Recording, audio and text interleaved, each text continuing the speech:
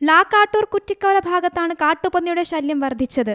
വളർച്ചയെത്തിയ 1800ഓളം മൂട് കപ്പ കൃഷിയാണ് കാട്ടുപന്നി നശിപ്പിച്ചത്. കഴിഞ്ഞ ഒരാഴ്ചയായി കാട്ടുപന്നികളുടെ വിഹാര കേന്ദ്രമാണിവിടം. ഒരു കാട്ടുപന്നിക്ക് 120 കിലോയോളം ഭാരമുണ്ട്. ഇവർ അക്രമാസക്തരായി മനുഷ്യരെ ആക്രമിച്ച സംഭവം മുൻപിവിടെ ഉണ്ടായിട്ടുണ്ട്. ഒറ്റയ്ക്കും കൂട്ടമായുമാണ് പന്നികൾ ഇവിടെ എത്തുന്നത്. ഏതാനും മാസം മുൻപ് കാട്ടുപന്നി ശല്യം രൂക്ഷമായിരുന്നപ്പോൾ പഞ്ചായത്ത് ഇടപെട്ട് ഇവയെ തുരത്താൻ മയക്കുവെടി വിദഗ്ധനെ കൊണ്ടുവന്നിരുന്നു. എന്നാൽ പിന്നീട് അധികൃതരുടെ ഭാഗത്തുനിന്ന് ഒരു നടപടിയും ഉണ്ടായില്ലെന്ന് കർഷകനായ അനീഷ് പറയുന്നു. 2000 മൂട് കപ്പയിട്ടായിരുന്നു. അപ്പം കപ്പയിട്ട് ഇപ്പോൾ 6 മാസമേ ആയുള്ളൂ. കാട്ടുപന്നി ആദ്യമൊക്കെ 1-2 വന്നായിരുന്നു. പിന്നെ ഇപ്പോൾ ഇത് ഒരു 2 ആഴ്ചയായിട്ട് തുടർച്ചയായിട്ട് ഇത് നശിപ്പിച്ചുകൊണ്ടിരിക്കുകയാണ്. അപ്പം അവസാനം ഇപ്പോൾ നമ്മൾ 2000 കപ്പയിട്ട് ഇനി 150-175 കൂടെ ഇനി നിൽപ്പുള്ളൂ. ബാക്കി മുഴുവൻ നശിപ്പിച്ച് കളഞ്ഞു. ഇത് അതായത് ഒറ്റയാനായിട്ട് വരുന്നുണ്ട്, കൂട്ടായിട്ട് വരുന്നുണ്ട്.